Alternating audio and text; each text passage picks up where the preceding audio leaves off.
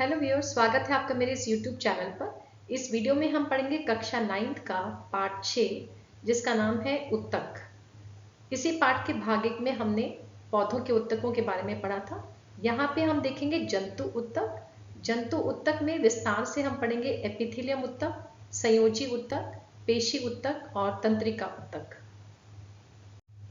इसी पाठ के भाग 1 के वीडियो में हमने पढ़ा था उत्तक सभी सजीवों की मूलभूत संरचनात्मक और कार्यात्मक इकाई है। यदि आप पौधों के उत्तकों के बारे में जानना चाहते हैं तो इस वीडियो की डिस्क्रिप्शन में मैंने उस लिंक को शेयर किया है। यहाँ पे हम पढ़ेंगे जंतु उत्तक। हमने देखा ही है कि सभी सजीवों का शरीर एक इमारत की तरह है जिसे खड़े रहने के लिए या अपने कार्य करने के लिए एक सहारे की जरूरत है। तो ये सहारा मिलता है इनको इनके उत्तकों से। शरीर में अस्थि, उपास्थि, स्नायु, कंडरा जैसे उत्तक शामिल हैं जो शरीर का ढांचा बनाते हैं जिससे वह सीधा खड़ा रह सकता है।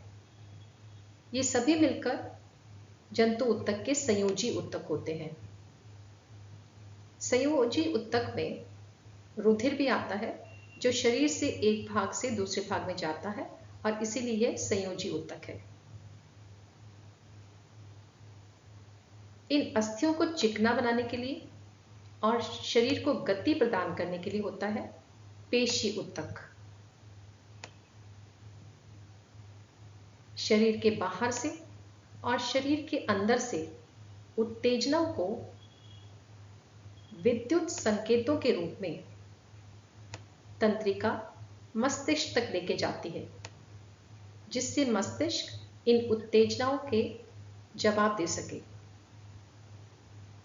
तो ये हमारे तंत्रिका उत्तक से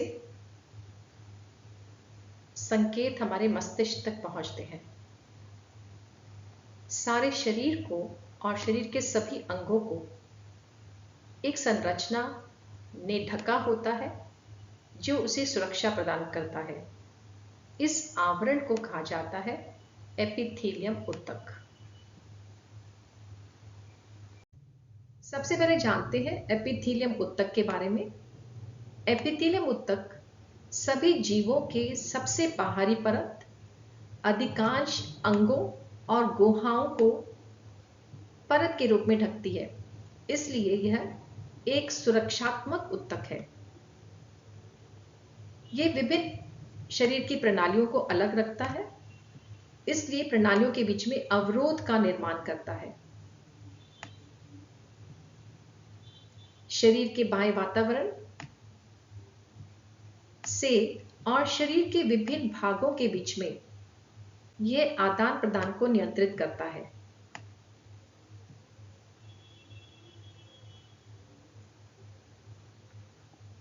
इसकी कोशिका के बाहर एक रेशेदार आधार झिल्ली होती है जिससे यह अन्य उत्तकों से अलग होता है। आप यहां पर देख सकते हैं कोशिका के बाहर ये आधार झिल्ली है जिससे यह दूसरे उत्तकों से अलग रहता है। एपिथेलियम उत्तक की कोशिकाएं एक दूसरे के बहुत करीब होती हैं, बिल्कुल पास पास चिपकी हुई हैं, इसीलिए इनमें कोई अंतर कोशिकीय स्थान नहीं होता और यही कारण है कि बाहरी वातावरण से एक सुरक्षात्मक परत बनाती है। एपिथेलियम उत्तक 3 प्रकार के होते हैं: शल्की एपिथेलियम, स्तंभाकार एपिथेलियम और घनाकार एपिथेलियम। इन उत्तकों के नाम इनकी आकृति के कारण है और इनकी आकृति के कारण इनके कार्यों में थोड़ा थोड़ा सा अंतर है। जैसे आप यहां देख सकते हैं सरल शल्की एपिथेलियम। सरल शल्की एपिथेलियम की कोशिकाएं अत्यंत पतली और चपटी होती हैं। यहाँ पे आप देखिएगा ये सरल शल्की एपिथेलियम है। जिस अंग में पदार्थों का संवहन वर्णनात्मक झिल्ली द्वारा होता है वहां पर सरल शल्की एपिथेलियम होता है। सरल का मतलब होता है जहां पर कोशिका की एक ही परत है। मुंह और आहार नली जैसे अंगों की नाजुक परत सरल शल्कीय एपिथेलियम से बनी होती है। इन कोशिकाओं की जहां कई परतों में यह होता है उसे स्तरीकृत शल्कीय एपिथेलियम कहा जाता है। आप यहां पर देख सकते हैं ये कई परतों में है, इसलिए ये बन गया स्तरीकृत शल्कीय एपिथेलियम। ऐसा हमारी त्वचा में होता है। एपिथेलियम ऊतक का दूसरा प्रकार स्तंभाकार एपिथेलियम, जैसे नाम से ही समझ में आ रखा है। इसकी कोशिकाएं लंबे स्तंभ के समान होती हैं। आप इस चित्र में देख सकते हैं ये लंबा स्तंभाकार एपिथेलियम है। अंगों में जिस भाग में अवशोषण और स्राव होता है वहां पर स्तंभाकार एपिथेलियम होता है। इस स्तंभाकार एपिथेलियम पर किसी किसी हिस्से में छोटे बाल जैसी संरचनाएं, जिन्हें पक्षमाप कहा जाता है, मौजूद होती हैं। तब हम स्तंभाकार एपिथेलियम को पक्षमापी एपिथेलियम कहते हैं। ऐसा होता है हमारे श्वसन पथ में, जहां पर पक्षमाप श्लेष्मा को आगे धक्का देने में या स्थानांतरित करके साफ करने में मदद करता है। तो यहां पर कोशिका के ऊपर छोटे छोटे बाल जैसी संरचनाएं होती हैं जो श्लेष्मा को गति देता है। इस तरह से तीसरा प्रकार का एपिथेलियम है घनाकार एपिथेलियम, जो नाम से ही समझ में आ रहा है घन के आकार का, यानी इसकी कोशिकाएं घनाकार होती हैं। जिन अंगों की नलियों में यह होता है उन्हें यांत्रिक सहायता प्रदान करता है, क्योंकि एक मोटा सा एपिथेलियम है। यह ग्रंथि कोशिका के रूप में कोशिका की सतह पर पदार्थों का स्राव करता है। इस ऊतक के कोशिकाएं कभी कभी अंदर की तरफ इस तरह मुड़ जाती हैं, जो एक ग्रंथि का निर्माण करती हैं, जहां से पदार्थों का स्राव होता है। तब इसे ग्रंथिल एपिथेलियम कहा जाता है, क्योंकि ये ग्रंथि स्राव करेगी कोशिका की सतह पर। यहां पर वृक्क की नलिकाओं और लार ग्रंथियों की नलिकाओं में घनाकार एपिथेलियम होता है। दूसरा जंतु ऊतक है संयोजी ऊतक। इसे संयोजी इसलिए कहा जाता है क्योंकि यह शरीर के विभिन्न भागों को जोड़ता है। एपिथेलियम ऊतक की तरह इसकी कोशिकाएं बिल्कुल जुड़ी नहीं होती, या कहें कम जुड़ी होती हैं, और यह एक अंतरकोशिकीय पदार्थ में होती है जिसे आधात्री कहा जाता है। रक्त में यह आधात्री तरल होता है,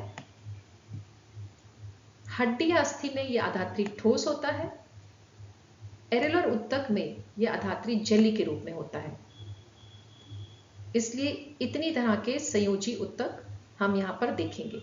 सबसे पहले देखते हैं हम रक्त या रुधिर। इसकी कोशिकाएं लाल रक्त कोशिकाएं, श्वेत रक्त कोशिकाएं और प्लेटलेट्स होते हैं, जो एक तरल आधात्री में होती है। इस तरल आधात्री को प्लाज्मा कहा जाता है। प्लाज्मा शरीर में प्रोटीन, लवण, हार्मोन, ऑक्सीजन, कार्बन डाइऑक्साइड, पोषक तत्व, अपशिष्ट आदि को एक हिस्से से दूसरे हिस्से में पहुंचाता है। क्योंकि ये शरीर के अलग अलग हिस्सों में जा रहा है और अलग अलग हिस्सों को जोड़ रहा है, इसीलिए रक्त एक संयोजी ऊतक है। दूसरा संयोजी ऊतक है अस्थि। अस्थि या हड्डी। ये रक्त के तरह एक तरल ऊतक नहीं है, यह मजबूत और कठोर ऊतक है।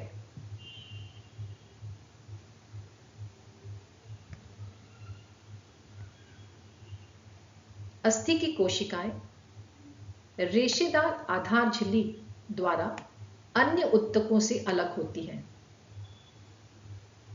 अस्थि की कोशिकाएं कैल्शियम और फास्फोरस यौगिकों से बनी होती हैं और ये कठोर आधात्री में धसी होती हैं। क्योंकि अस्थि एक कठोर ऊतक है, ये शरीर का ढांचा बनाती है, मांसपेशियों के साथ जुड़ी होती है, जिससे जंतु को चलने में आसानी होती है। ये शरीर के सभी मुख्य अंगों को सहारा देती है। इस चित्र के माध्यम से समझते हैं शरीर के दूसरे संयोजी ऊतक जो अधिकतर हड्डियों के आसपास है हमारे, जैसे उपास्थि ऊतक हड्डी के या अस्थि के सतह को चिकना बनाते हैं। दो हड्डियों को जोड़ने वाला स्नायु ऊतक है। ये एक अस्थि यहाँ पे बनाई मैंने, एक अस्थि यहाँ पे बनाई, उनको स्नायु ऊतक जोड़ रहा है। मांसपेशी को अस्थि से जोड़ता है कंडरा। त्वचा और मांसपेशी के बीच में, अगर ये हमारी त्वचा है और मांसपेशी के बीच में ये एलुलर ऊतक है, और त्वचा के नीचे होता है हमारा वसामय ऊतक।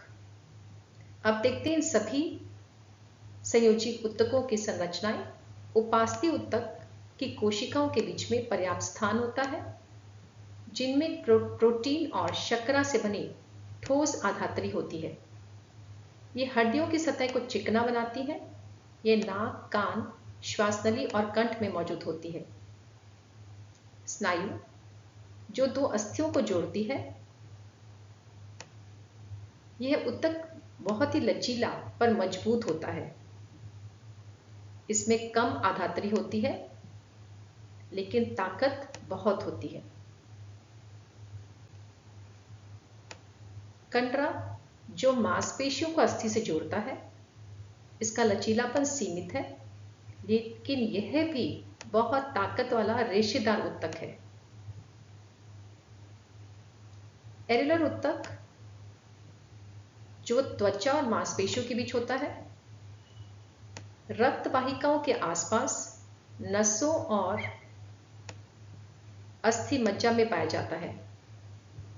ये अंगों के अंदर रिक्त स्थान को भरता है, आंतरिक अंगों को इसलिए सहारा देता है, ऊतकों की मरम्मत में भी मदद करता है। वसामय ऊतक त्वचा के नीचे और आंतरिक अंगों के बीच पाया जाता है। ऊतक वसा की गोलियों से भरा होता है। यह ऊतक एक ऊष्मीय कुचालक का भी कार्य करता है। तीसरी तरह का जंतु ऊतक है पेशी ऊतक। इस ऊतक की कोशिकाएं लंबी होती हैं और इसमें रेशे होते हैं, इसलिए इसे पेशी रेशा भी कहा जाता है।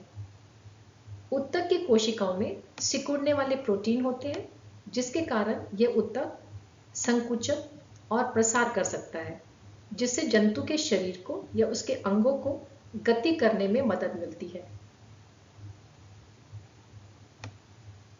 पेशी ऊतक तीन तरह के होते हैं: धारीदार पेशी, चिकनी पेशी और हृदयक पेशी। धारीदार पेशी जंतु की हड्डियों से जुड़ा होता है, इसलिए इसे कंकाल पेशी भी कहा जाता है।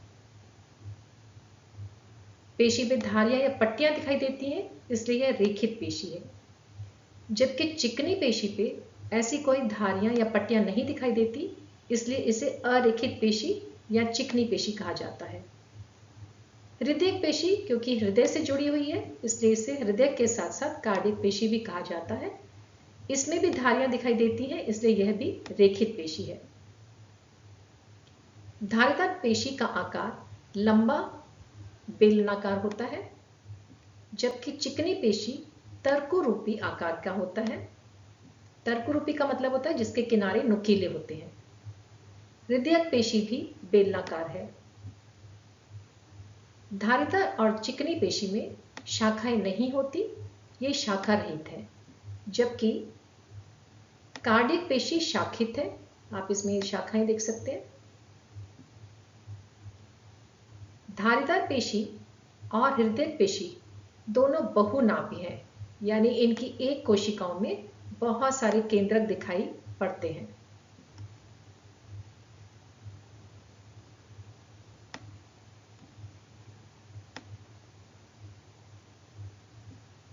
जबकि चिकनी पेशी एक केंद्र की है, इसकी एक कोशिका में एक ही केंद्रक होगा।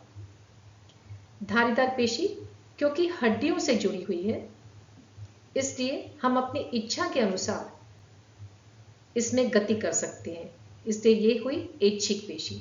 जबकि चिकनी पेशी और कार्डियक पेशी उन अंगों के साथ जुड़ी हुई हैं जिनमें हम अपनी इच्छा के अनुसार गति नहीं कर सकते, इसलिए ये दोनों अनैच्छिक पेशी हुई। धारीदार पेशी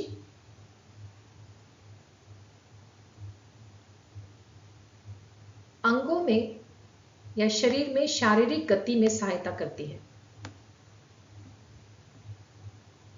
चिकनी पेशी आंख की परितारिका, जिसे पुतली भी कहा जाता है, मूत्रवाहिनी या फेफड़ों की श्वसनी में संकुचन और प्रसार करती है। हृदय पेशी हृदय की पेशी है, इसलिए यहां संकुचन और प्रसार करने में मदद मिलती है। तीनों तरह की पेशियों में अंतर और उनके चित्र आपको ध्यान में रखने हैं। जंतुओं में चौथा उत्तक है तंत्रिका उत्तक। इस उत्तक की कोशिकाओं को तंत्रिका कोशिका या न्यूरॉन कहा जाता है। तंत्रिका उत्तक से मिलकर बनती हैं तंत्रिकाएं, मेरुरज्जु और मस्तिष्क। तंत्रिका उत्तक एक कोशिका की तरह ही है, जिसमें एक कोशिका होगी, कोशिका के अंदर कोशिका द्रव्य होगा, जिसमें एक केंद्रक होगा। इस कोशिका का एक लंबा अक्ष होता है जिसे एक्सॉन कहा जाता है और इसके शाखित तंतु को डेंड्राइट कहा जाता है। डेंड्राइट्स उत्तेजना के संकेतों को प्राप्त करते हैं और इन्हें कोशिका पिंड से होते हुए एक्सॉन और तंत्रिका के सिरे तक पहुंचाते हैं, जहां से ये दूसरे न्यूरॉन में स्थानांतरित होता है।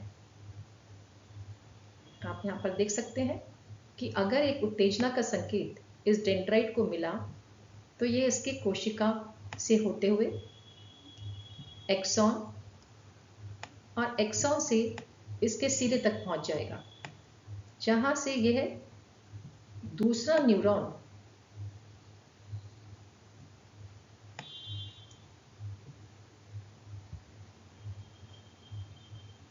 के डेंड्राइट को उत्तेजित कर लगातार तंत्रिकाओं की कतार में भेजता जाएगा। इस तरह से यह संकेत शरीर के एक सिरे से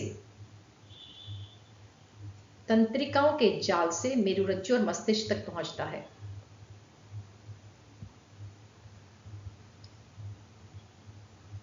तंत्रिकाएं सभी जीवों में पेशियों के साथ संयोजन करती हैं और इसी संयोजन के कारण सभी जीव उत्तेजनाओं पर प्रतिक्रिया करते हैं, या हम कहें उद्दीपन के प्रति अनुक्रिया करते हैं। आशा करती हूँ इस पाठ के दोनों वीडियोस देखकर आपको उत्तक क्या होते हैं और कैसे कार्य करते हैं जंतुओं में और पौधों में समझ में आ गया होगा। अगर आपने इस पाठ का भाग 1 नहीं देखा तो उसका लिंक मैं इस वीडियो के डिस्क्रिप्शन में शेयर कर रही हूँ। अगर आपको उत्तक समझने में मेरे वीडियो से आसानी हुई तो इसे लाइक करना ना भूलिए, और अगर आपने मेरा चैनल को अभी तक सब्सक्राइब नहीं किया तो इसे प्लीज सब्सक्राइब कीजिए ताकि आपको आगे आने वाले वीडियोस के नोटिफिकेशन समय पर मिलते रहें। Thank you for watching this video and have a nice day.